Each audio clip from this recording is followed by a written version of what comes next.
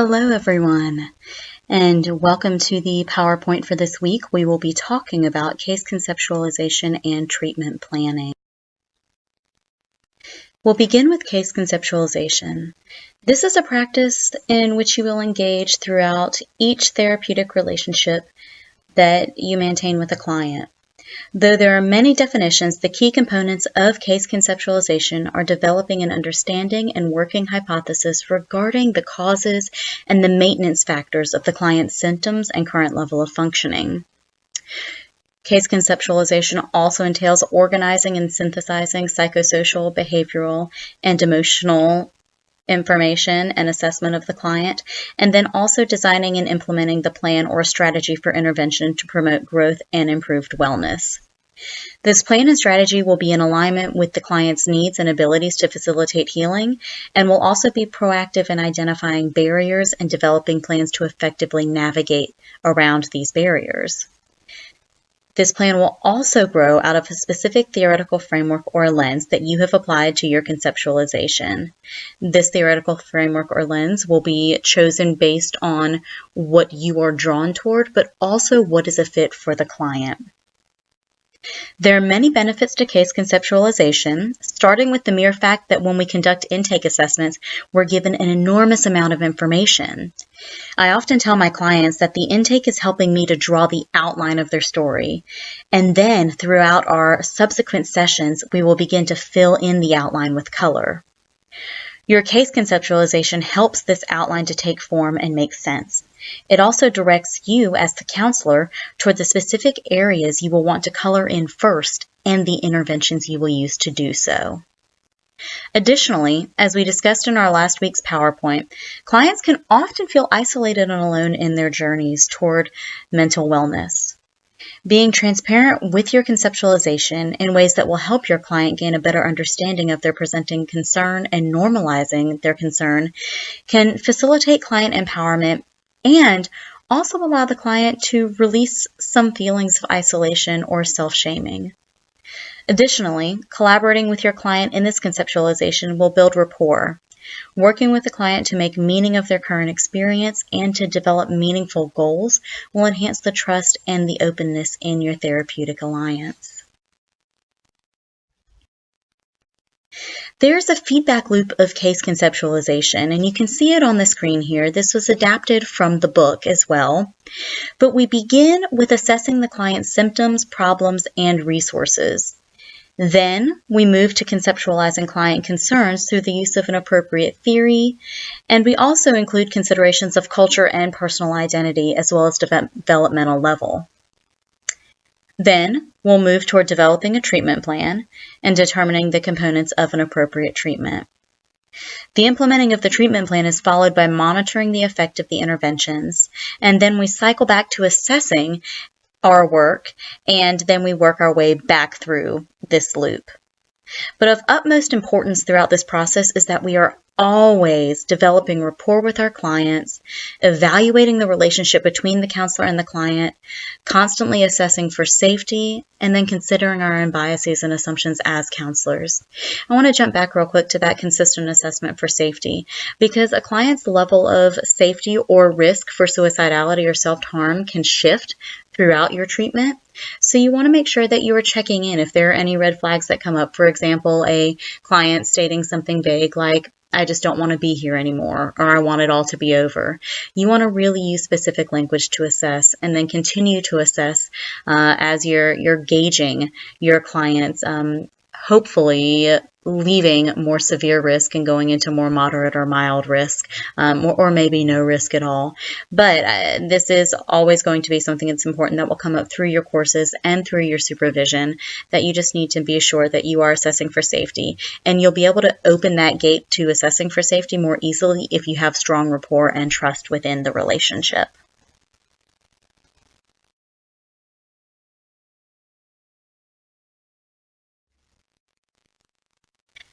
Something that I think we would be remiss if we didn't mention is the component of prevention in our treatment planning. In our conceptualization and eventual treatment planning, we want to ensure that we're operating from a stance of prevention, not waiting until symptoms are at their most severe before intervening. Through case conceptualization, we gain an understanding of what we're working with a client to prevent, and we set the stage for the client to access empowerment in their care. This video from Mental Health America advocates for early intervention and offers a PSA encouraging the public to intervene sooner rather than later when symptoms escalate and grow in severity.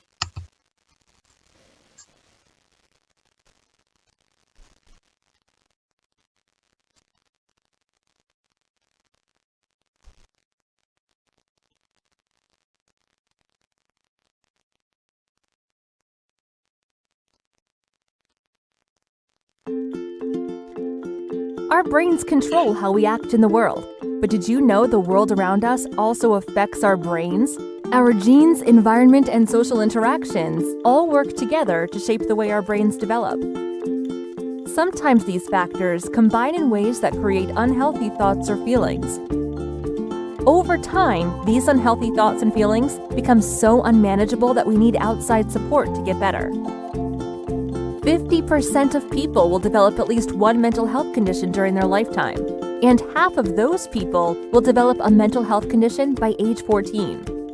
Unfortunately, it takes about 10 years for people to get the treatment they need. We don't wait to treat health problems like heart disease or cancer until stage 4. We shouldn't wait to take care of our mental health. The right early treatment can change lives, reducing school dropout rates, hospitalization, incarceration, and unemployment. Imagine what the world would look like if we all got the help we needed when we first started showing the early warning signs. Last week, Mental Health America is a really wonderful organization. I would encourage you again to go and visit their site. But I think that video is really a strong example of advocacy for the component of early intervention and prevention. So in terms of prevention, I want to leave you with maybe a consideration in regards to your signature assignments. How might you address prevention in your signature assignments? How do you want to do this? Is it a part of your plan? And if it isn't, is it maybe something you want to integrate?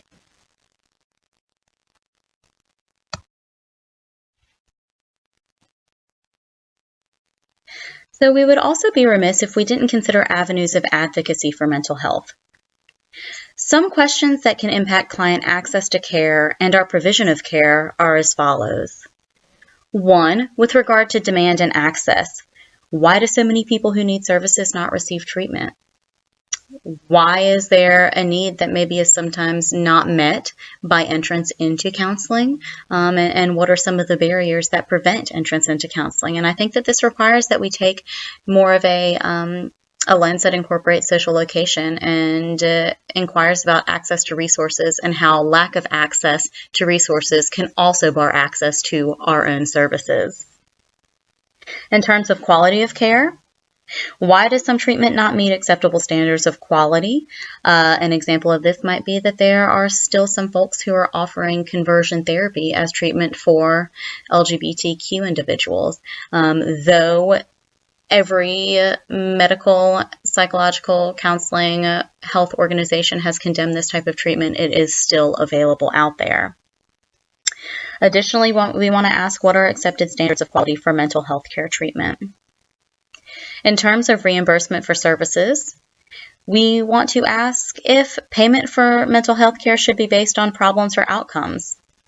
Another question to consider is, could providers of mental health care be incentivized to offer better levels of treatment by a type of reimbursement system that focuses on outcomes?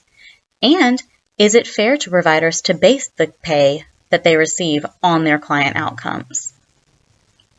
In terms of considerations for stakeholders and power holders within society and the mental health care system, we need to ask who are the key stakeholders in the mental health care arena and who makes decisions about mental health. And I think this is an important question to address with advocacy on that political level and on that legislative level. In terms of competition between professionals, and this is something that I imagine you all will experience in your careers, but you're also talking about in your courses, is why does it appear that there might be competition between different mental health professionals, maybe between psychologists and counselors? who gets to provide treatment and what types of treatment do they get to provide, and who can complete what kinds of assessments, and who can be on insurance panels. These are questions that we need to ask that, again, tie back into opportunities for advocating for change and for wider access for counselors to provide services. And then additionally, this goes back to the slide that you just watched, the funding for proactive versus reactive care. So we need to ask ourselves, how much should be spent on prevention and how much should be spent on intervention or reactive care? Right now, we do not have many incentives for preventative care. I do believe, and this is my own opinion, but I do believe that we really need to incentivize preventative care because, again, if we intervene earlier, it can stop the progression from one's illness to a more serious and severe stage. So in terms of treatment planning is a part of client conceptualization, but this is a plan or a map for the progression of counseling. So this is really going to tell you what's going to happen in your counseling sessions, what will happen in each session and across sessions. This is a counselor's individualized plan for addressing presenting concerns that the client brings into counseling. This is hopefully going to include integration of your client's thoughts and needs, really collaborating with your client to devise this plan. It will also include expected outcomes of interventions. Treatment planning can also include collaboration with other professionals. For example, in my current practice, I work with a Chinese herbalist and acupuncturist, and sometimes if clients are wanting this type of treatment, we might blend some counseling with acupuncture or Chinese herbs with clients who are experiencing pretty severe depression. If they would not like to go the Western medical model route of medication, they can get an appointment with the herbalist and consult with the herbalist about what kind of herbal interventions or acupuncture interventions can maybe alleviate some of their symptoms of depression. But something that is very important about treatment planning is this is not just for insurance companies. It's not just for clients. Really, it's also for us as counselors because it allows us to really sift through the information that we're given by our clients and streamline a plan that addresses the needs, recognizing that we might not cover all areas of need, but it allows us to prioritize and to clarify our direction for each session.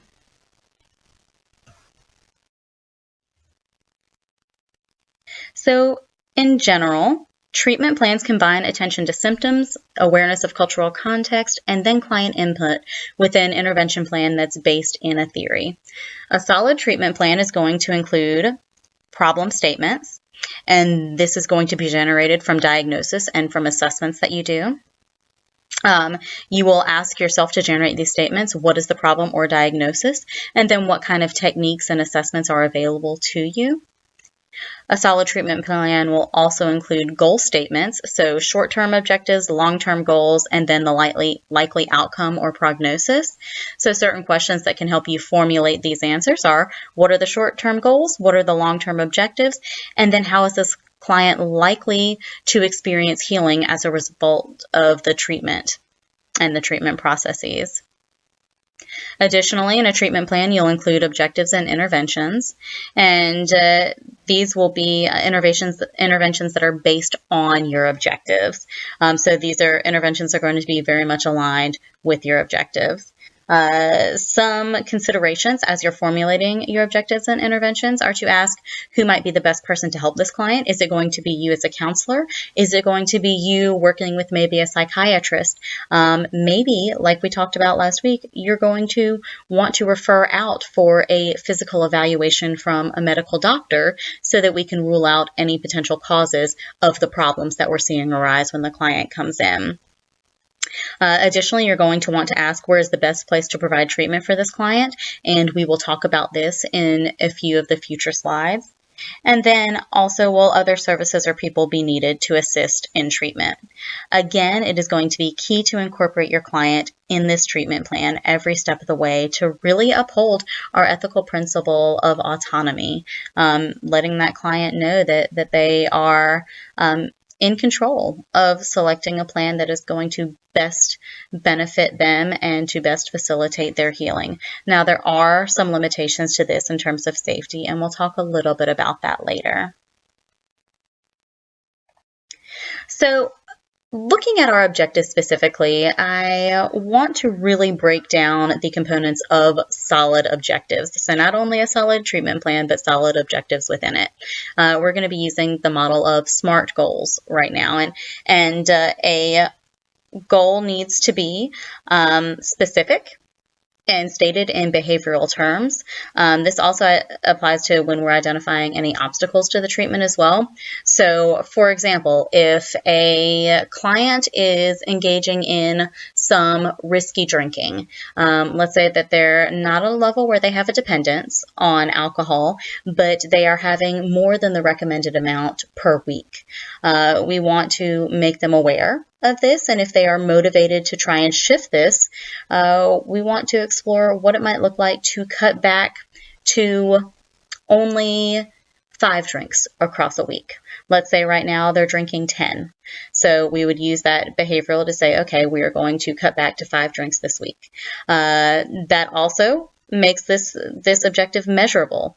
So this goes right in line with stating a specific objective in measurable terms. This can be measured by the use of scaling, behavioral shifts. A behavioral shift would be reducing drinking from 10 drinks a week to 5 drinks a week, and also maybe shifts in frequency. An area where scaling is really useful, and this kind of goes back to assessing for safety. If you're having a client who is consistently expressing suicidal ideation, maybe they don't have a plan for harming themselves or ending their lives, but they do say that they often have thoughts. We want to go ahead and break out a scale of 0 being no thoughts whatsoever, suicide is not even close to being on the mind, to 10 being I am having thoughts, I have a plan, I have means and access to the means, and I will engage on this plan when I leave here. So 10 being pretty certain that they will attempt to end their lives, and 0 being that suicide is not even in the equation for them. You want to check in each week with where they are on the scale. So maybe one week they're at a 5, and for them, a 5 might mean that they are consistently thinking of suicide, that they've thought about a way that they want to do it, but they don't actually have plans to follow through on this. They're able to find reasons to not end their lives, and they're able to verbalize these reasons to you in session. So they also might not have access to the means. That could be a component of the 5 there. And then the next week you're going to want to check in. Did they go up to a 6? Maybe going up to a 6 means that they've looked into how they could obtain access to means. They don't have it yet, but they're getting closer to maybe taking action, which could then facilitate them harming themselves or ending their lives. So what you're going to want to do is be very clear on this use of scaling so that you can track any shifts between the weeks and then continue to reassess for safety. You also want to make sure that your objectives are attainable. So we're going to want to use scaffolding. We're not going to tell a client that they need to meet a goal that is kind of like at the end of the line. We're going to want to enable them to take steps toward it. For example, if I have a client, and we have an example of a treatment plan with a client who's wanting to go back to AA meetings after they've been abstinent from alcohol for 2 years, but they're starting to feel a bit tempted to drink again. So a plan for them in terms of attending an AA meeting. Let's say this client's also very much isolating themselves and they're refraining from reaching out when they need help. And maybe they have some social anxiety, they're not able to kind of make that first connection. We're not going to tell them, okay, next week I want you to come back here and tell me that you have attended 3 AA meetings. That's not going to be attainable, and it's not going to be realistic for them. What we might say is, okay, so how about over the next week, you just get on the computer and explore which AA meetings are in your area. So this is taking a step toward eventually going to an AA meeting, but it's not requiring that they get to that end goal before they're ready and before they have developed the coping skills and resources to do so. So this brings us to the realistic piece of an objective, that this does have to be practical for the client. with their current level of resources and their current level of functioning at that time. This will shift as you work toward building toward goals that might require more, because you are also going to be working with a client to equip themselves with the tools that they need to achieve these. But for the time being, we need to make sure that those goals are realistic. And additionally, we want to make sure that they're time limited, recognizing that we will check back in on 1 week if they have looked up meetings in the area. And that's going to be our first step. We're not going to put out there that they have to go to a meeting. We're just going to say next week, in 1 week, you will have looked up 3 possible meeting times for an AA meeting in your area. So hopefully that makes sense in breaking down the ways that those objectives can manifest. But also when we think about outcomes, we want to ask some similar questions. So when we think about developing these outcomes, we want to ask, what do we want to happen as a result of treatment? What are the resources needed to achieve objectives and goals? And how do we help the clients access these? And we need to recognize that our treatment plan is a systemic approach to counseling. It helps us track progress, and we as counselors need to demonstrate that we are accountable in our implementation and then evaluation of the plan. So on this slide, I have a sample treatment plan, and if you want to go ahead and pause to look over this addresses some of the things that we mentioned, or that I mentioned in the last slide. So you can kind of look through, you see that there's problem, diagnosis, some long-term goals, some short-term goals, interventions that will meet these goals, a time-limited target date, and then a prognosis. So please feel free to pause your slides here if you would like to review.